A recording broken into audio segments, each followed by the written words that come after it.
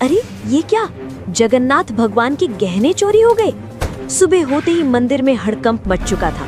मंदिर के कैमरे तुरंत चेक किए गए, पूरी रात की रिकॉर्डिंग देखी गई, लेकिन हैरानी की बात ये थी कि किसी भी कैमरे में कोई आता हुआ या जाता हुआ नहीं दिखा। पुरी के उस पुराने मंदिर में एक बच्चा रहता था। कोई बाहर वाला देखे तो सोचे कि मंदिर में बच्चा कैसे रह सकता है, लेकिन जो लोग वहाँ रोज आते थे वो जानते थे कि ये बच्चा मंदिर का ही हिस्सा था। उसका कोई नाम कागजों में नहीं था, ना माँ थी, ना बाप, ना कोई पहचान। लोग उसे बस मुगु कहकर बुलाते थे। मुगु की उम्र कोई 8 या 9 साल रही होगी। फटे कपड़े, नंगे पैर और आंखों में एक अजीब सी शांति। वो मंदिर में ही सोता था, मंदिर में ही भूखा रहता था और मंदिर में ही हंस लेता था। जब कोई उससे पूछता कि तेरा घर कहाँ है, तो वो बिना सोचे सीधा भगवान जगन्नाथ की मूर्ति की तरफ देखता और कहता, यही जहाँ जगन्नाथ जी रहते हैं। लोग इसे बच्चों की मासूमियत समझते थे, लेकिन मुगु मजाक नहीं कर रहा होता था। मुगु भगवान जगन्नाथ को भगवान नहीं मानता था, वो उन्हें अपना सबसे अच्छा दोस्त मानता था। हर सुबह वो मूर्ति के सामने बैठकर बोलता, आज देर हो गई दोस्त, पुजारी अंकल ने झाड़ू नहीं दी। कभी शिकायत करता, कल तुमने सपना क्यों नहीं भेजा? और कभी रूठ जाता, अगर आज खिचड़ी नहीं मिली ना तो मैं बात नहीं करूँगा। अजीब बात ये थी कि मुगु की बातें कभी खाली नहीं जाती थी। एक दिन दोपहर की आरती के बाद मंदिर में एक औरत आई। उसके कपड़े फटे थे, आंखें सूजी हुई थी और आवाज कांप रही थी। वो भगवान के सामने गिर पड़ी और रोते हुए बोली, मेरे बच्चे को बचा लो का, वो अस्पताल में है। डॉक्टर कह रहे हैं बिना पैसों के इलाज नहीं होगा। मंदिर में लोग खड़े थे। कोई बोला, भगवान पर छोड़ दो, जो होगा अच्छा होगा। लेकिन कोई आगे नहीं बढ़ा। मुगु सब देख रहा था। वो धीरे से उस औरत के पास गया और पूछा, आंटी आपका बच्चा कितना छोटा है? औरत ने रोते हुए कहा, तेरे जितना। मुगु चुप हो गया। उस रात जब मंदिर बंद हो गया और सब लोग चले गए, मुगु अकेला भगवान के सामने बैठा रहा। बहुत देर तक वो कुछ नहीं बोला, फिर धीरे से पूछा, दोस्त, वो बच्चा मर जाएगा क्या? मूर्ति चुप थी। मुगु की आंखें भर आईं। उसने कहा, अगर उसके पास माँ है तो उसे क्यों ले जाओगे? उसी पल मुगु को ऐसा लगा जैसे किसी ने बहुत पास से कहा हो, मेरी मोतियों की माला ले जाओ। मुगु घबरा गया। उसने मूर्ति की तरफ देखा और बोला, आप नाराज नहीं आप होगे? नाराज नहीं होगे? कोई जवाब नहीं आया, लेकिन मुगु की नजर माला पर टिक गई। अगली सुबह मंदिर में हड़कंप मच गया। पुजारी चिल्लाने लगे, अरे ये क्या, भगवान की मोतियों की माला गायब है। मंदिर के कैमरे चेक किए गए, पूरी रात की रिकॉर्डिंग देखी गई, लेकिन ना कोई आता दिखा ना कोई जाता। तभी एक आदमी बोला, कल रात मैंने उसी बच्चे को मंदिर में घूमते देखा था। सबकी नजर एक साथ मुगु पर चली गई। मुगु कुछ नहीं बोला, उसकी मुट्ठी कांप रही थी। उसी समय मंदिर के बाहर वही औरत खुशी से रो रही थी। वो सबको बता रही थी कि किसी ने भगवान की माला बेचकर उसके बच्चे का ऑपरेशन करवा दिया। मंदिर के अंदर लोग भगवान को देख रहे थे और मंदिर के बीच में एक बच्चा चुपचाप खड़ा था। एक पुजारी ने परेशान होकर कहा, अगर कोई इंसान आया होता तो कैमरे में जरूर दिखता। दूसरे पुजारी ने धीरे से कहा, ऐसा तो तभी हो सकता है जब कोई आया ही ना हो। लोगों में खुसुर पुसुर बढ़ने लगी और हर कोई एक दूसरे की तरफ शक से देखने लगा। उसी भीड़ में एक आदमी ने अचानक कहा, रात को मैंने मुगु को मंदिर में घूमते देखा था। ये बात सुनते ही सबकी नजर एक साथ मुगु पर चली गई। मुगु उस समय मंदिर के एक कोने में खड़ा था और उसे समझ नहीं आ रहा था कि सब लोग उसे ऐसे क्यों देख रहे हैं। एक आदमी ने सख्त आवाज में पूछा, तू रात को मंदिर में क्या कर रहा था? मुगु ने धीरे से कहा, रोज की तरह भगवान से बात कर रहा भीड़ था। में से किसी ने ये कहा, बच्चा हमेशा यहाँ रहता है और इसे सब कुछ पता होता है। किसी और ने कहा, अगर कैमरे में कोई नहीं दिखा तो चोरी इसी ने की होगी। मुगु की आंखें भर आई और उसने कहा मैंने कि कुछ भी चोरी नहीं किया है। मैंने जो उसने बस किया वो इतना कहा भगवान के कि कहने उसने पर जो था। किया वो भगवान के कहने पर किया था। ये सुनकर लोग हंस पड़े और किसी ने ताना मारते हुए कहा, भगवान बच्चों से चोरी नहीं करवाते। मुगु कुछ नहीं बोला और उसकी नजर जमीन पर टिक गई। उसी समय मंदिर के बाहर शोर मच गया, क्योंकि वही औरत भागती हुई आई थी जो कल रो रही थी। वो खुशी से कांपती आवाज में बता रही थी कि उसके बच्चे का ऑपरेशन हो गया है और डॉक्टरों ने जान बचा ली है। उस औरत ने रोते हुए कहा, किसी ने भगवान की मोतियों की माला बेचकर पैसे दिए हैं। ये सुनते ही मंदिर के अंदर सन्नाटा फैल गया और लोगों के चेहरे बदलने किसी ने लगे। मोतियों की माला अब बेच दी थी। सवाल ये नहीं था कि बच्चा बचा कैसे, बल्कि ये था कि माला आखिर गई कहाँ। मुगु अब भी चुपचाप खड़ा था और उसे नहीं पता था कि अगला सवाल सीधे उसी की जिंदगी बदलने वाला है। मंदिर के अंदर अब माहौल बदल चुका था और जो लोग सुबह तक चमत्कार की बात कर रहे थे वही अब सवाल पूछ रहे थे। हर नज़र मुगु पर टिकी थी और किसी को उसकी मासूमियत दिखाई नहीं दे रही थी। एक आदमी ने ऊंची आवाज में कहा कि अगर माला भगवान के कहने पर ली गई थी तो वो अभी वापस क्यों नहीं आई। मुगु ने घबराई हुई आवाज में कहा, मुझसे कहा गया था कि वो माला उस माँ को दे आओ ताकि उसका बच्चा बच सके। भीड़ में से किसी ने कटाक्ष करते हुए कहा कि अब बच्चे भगवान के नाम पर चोरी भी करने लगे हैं। दूसरे आदमी ने कहा कि ऐसे बहाने हर चोर बनाता है। मुगु ने रोते हुए कहा कि वो झूठ नहीं बोल रहा है और उसने कुछ भी अपने लिए नहीं रखा। उसने कहा कि अगर माला चाहिए तो वो भगवान से पूछ ले कि सच क्या है। ये बात सुनकर पुजारी भी असहज हो गए क्योंकि कोई भी भगवान से सवाल नहीं करना चाहता था। मुख्य पुजारी ने कड़े शब्दों में कहा कि जब तक सच्चाई सामने नहीं आती तब तक बच्चे का यहाँ रुकना ठीक नहीं होगा। तब तक बच्चे को मंदिर में नहीं रहने दिया जाएगा। मुगु को जैसे ही ये बात समझ आई, उसका चेहरा सफेद पड़ गया। उसने डरते हुए पूछा कि क्या अब वो भगवान के पास भी नहीं रह सकता? किसी ने जवाब नहीं दिया और दो आदमी आगे बढ़कर उसे मंदिर के बाहर ले गए। मुगु बार बार पीछे मुड़कर भगवान की मूर्ति की तरफ देख रहा था, जैसे किसी जवाब का इंतजार कर रहा हो। मंदिर के बाहर उसे पत्थर की सीढ़ियों पर बैठा दिया गया और कहा गया कि यहाँ से कहीं मत जाना। धूप तेज थी और मुगु को प्यास लग रही थी, लेकिन किसी ने पानी तक नहीं दिया। अंदर मंदिर में पूजा फिर से शुरू हो गई और लोग भगवान से सुख शांति की प्रार्थना करने लगे। बाहर एक बच्चा चुपचाप बैठा था, जिसे समझ नहीं आ रहा था कि उसने गलत क्या किया। मुगु ने खुद से कहा, अगर भगवान ने कहा था तो फिर सजा मुझे क्यों मिल रही है? उसकी आंखों से आंसू गिरने लगे और वो पहली बार भगवान से बिना बोले सवाल कर रहा था। उसी समय मंदिर के अंदर अचानक हवा तेज चलने लगी और दीपक की लौ हिलने लगी। कुछ लोगों ने इसे भगवान की नाराजगी कहा और कुछ ने इसे महज हवा का झोंका मान लिया। मुगु अब भी सीढ़ियों पर बैठा भगवान की तरफ देख रहा था और उसे नहीं पता था कि ये चुप्पी आने वाले तूफान की शुरुआत। शाम होते ही मंदिर के समिति की बैठक बुलाई गई क्योंकि मामला अब सिर्फ माला का नहीं रहा था। लोग बाहर खड़े थे और अंदर ये तय हो रहा था कि एक अनाथ बच्चे के साथ क्या किया जाए। एक सदस्य ने कहा कि अगर आज सख्ती नहीं दिखाई गई तो कल हर कोई भगवान के नाम पर कुछ भी उठा लेगा।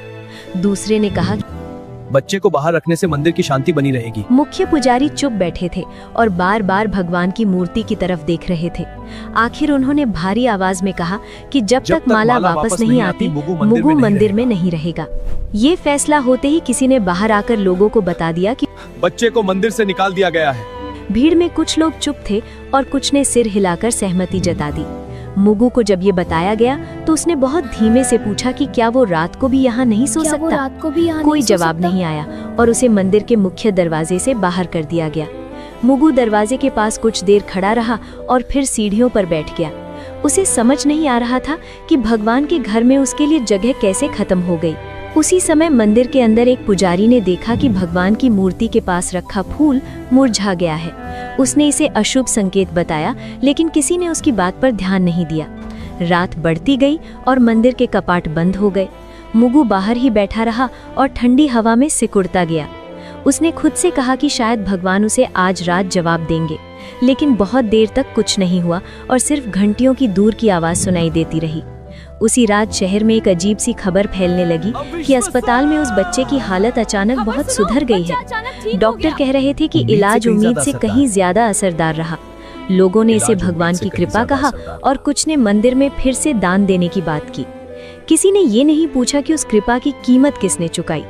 मुगु को इस खबर की कोई जानकारी नहीं थी और वो बाहर बैठे बैठे सो गया। उसके चेहरे पर डर नहीं था बल्कि थकान थी, जैसे उसने बहुत भारी बोझ उठा लिया हो। आधी रात के बाद मंदिर के अंदर अचानक दीपक अपने आप तेज हो गया। कुछ पुजारी घबरा गए और बोले कि भगवान कुछ कहना चाहते हैं, लेकिन बाहर मंदिर की सीढ़ियों पर एक बच्चा बेसुध पड़ा था और कोई उसे देखने नहीं आया। मुगु की सांसें हल्की थी और उसे नहीं पता था कि अगली सुबह उसके लिए सबसे कठिन होने वाली है। सुबह होते ही मंदिर के बाहर लोगों की भीड़ फिर जमा होने लगी, क्योंकि रात की घटनाओं ने सबको बेचैन कर दिया था। कुछ लोग कह रहे थे कि भगवान ने संकेत दिए हैं और कुछ लोग अब भी यही मान रहे थे कि बच्चा झूठ बोल रहा है। उसी बीच एक पुजारी ने ध्यान दिया कि भगवान की मूर्ति के पास रखी दूसरी माला की एक मोची ढीली हो गई है। उसने पास खड़े पुजारी से कहा कि अगर कोई चोर होता तो बाकी गहनों को भी हाथ लगाता।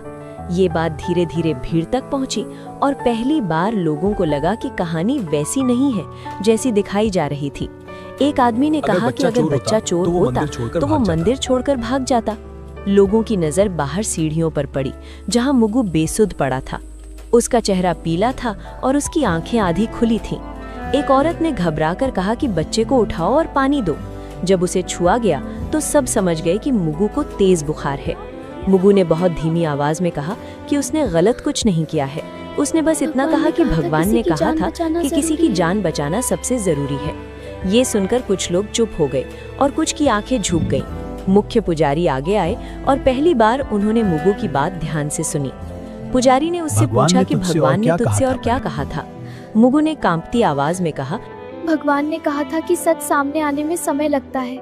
उसी समय अस्पताल से एक आदमी मंदिर पहुंचा जिस बच्चे और का उसने ऑपरेशन हुआ बताया था, कि उसकी जिस हालत अब बच्चे पूरी का तरह ऑपरेशन ठीक है। हुआ था उसकी हालत अब पूरी तरह ठीक ऑपरेशन है। के पैसे उसने अचानक ये मिल भी गए कहा थे, कि ऑपरेशन इसलिए के डॉक्टरों ने पैसे बिना देर अचानक के इलाज मिलने शुरू से कर दिया। डॉक्टरों ने तुरंत इलाज शुरू कर दिया था। अब मंदिर में सन्नाटा था और लोग एक दूसरे को देखने लगे। सबको समझ आ रहा था कि अगर माला न गई होती तो शायद वो बच्चा आज जिंदा न होता। लेकिन सवाल अब भी वही था कि माला मंदिर से बाहर कैसे गई। किसी ने फिर से कैमरे देखने की बात कही। जब कैमरे दोबारा चेक किए गए तो एक अजीब बात सामने आई। रात के ठीक उसी समय जब माला गायब हुई थी, सभी कैमरे कुछ सेकंड के लिए अपने आप बंद हो गए थे। टेक्नीशियन ने कहा कि ये आम बात नहीं है और बिजली में कोई दिक्कत भी नहीं हुई थी। लोगों के चेहरे पर डर साफ दिखाई देने लगा।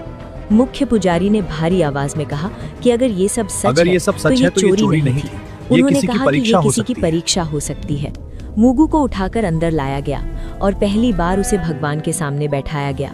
उसने थकी हुई आंखों से मूर्ति को देखा और बहुत धीमे से कहा कि उसने वही किया जो दोस्त ने कहा था। लोग चुप थे और किसी के पास कहने को कुछ नहीं था।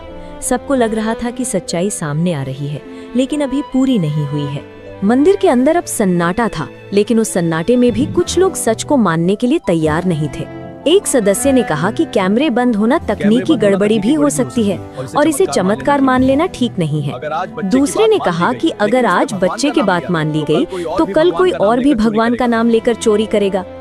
ये बातें सुनकर कुछ लोग सहमति में सिर हिलाने लगे। मुगु को अंदर लाने के बाद उसकी हालत और बिगड़ने लगी थी। उसका शरीर तप रहा था और सांसें तेज हो गई थी।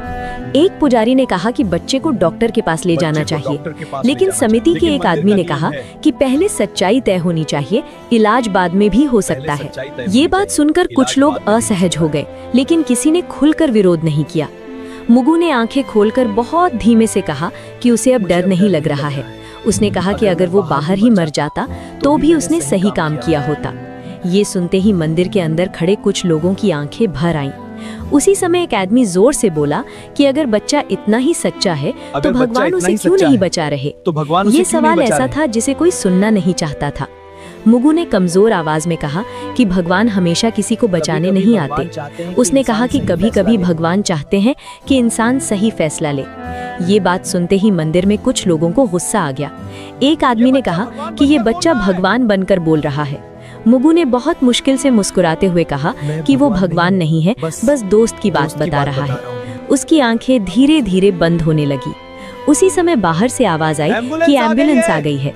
कुछ लोग राहत की सांस लेने लगे और कुछ अब भी खड़े रहे।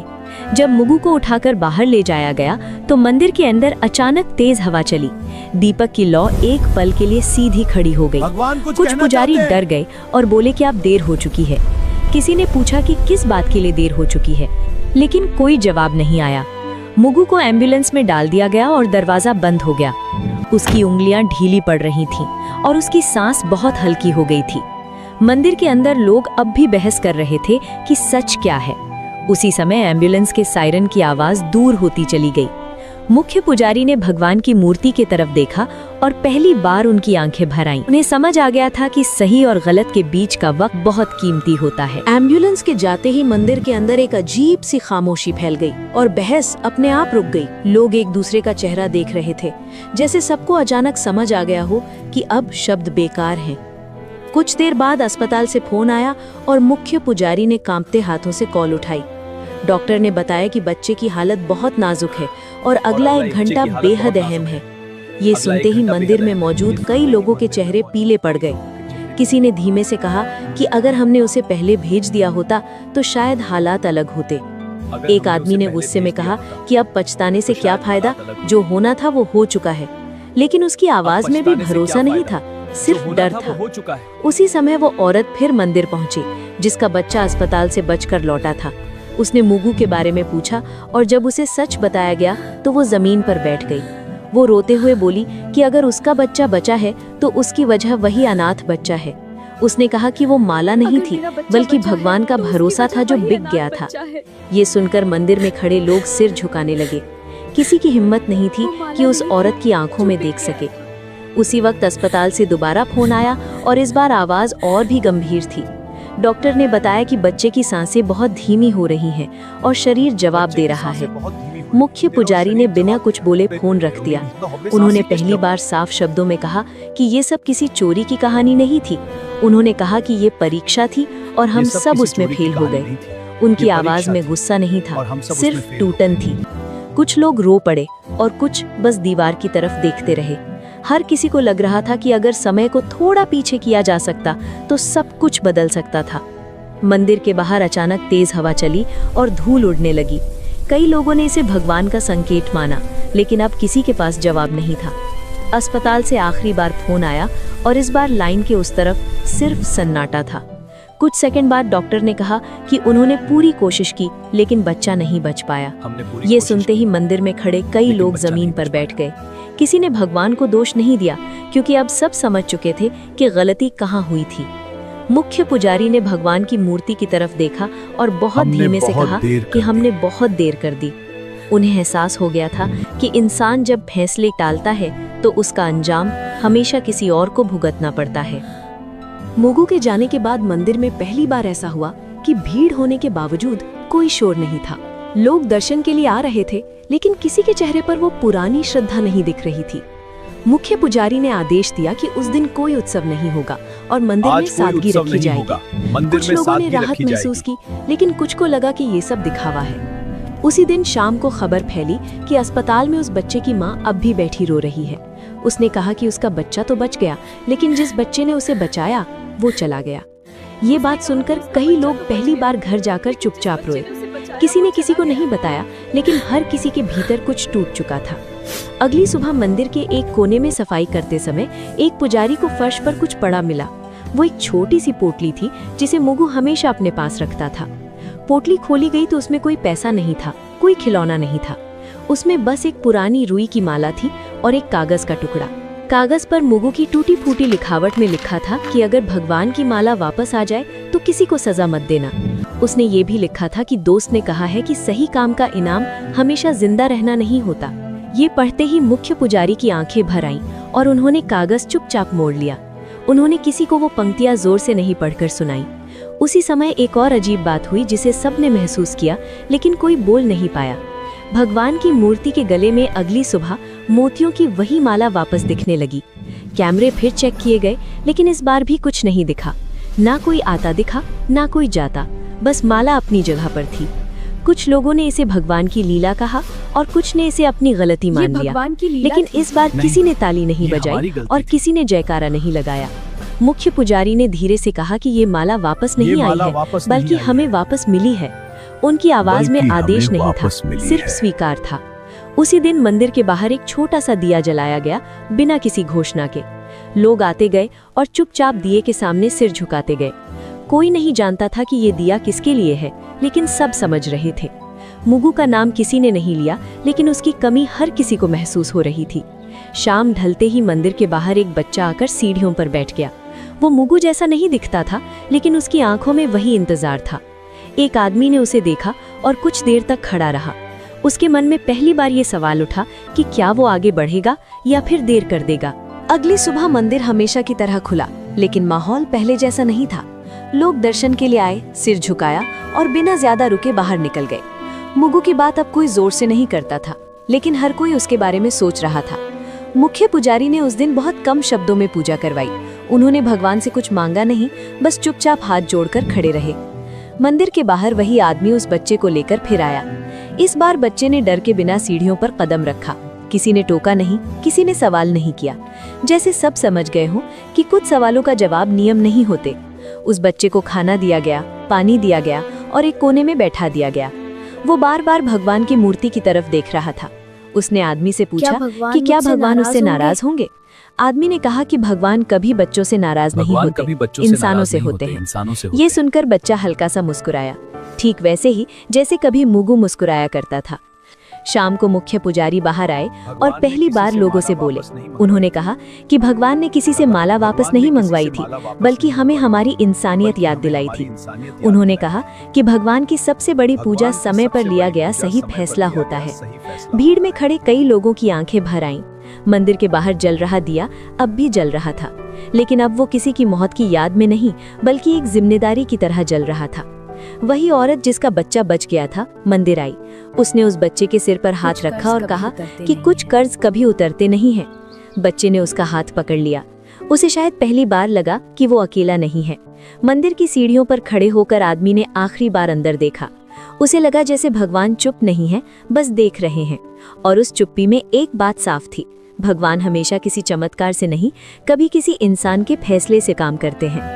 मुगु अब वहां नहीं था, लेकिन अगर कोई आज देर नहीं करता तो यही उसकी सबसे बड़ी मौजूदगी थी।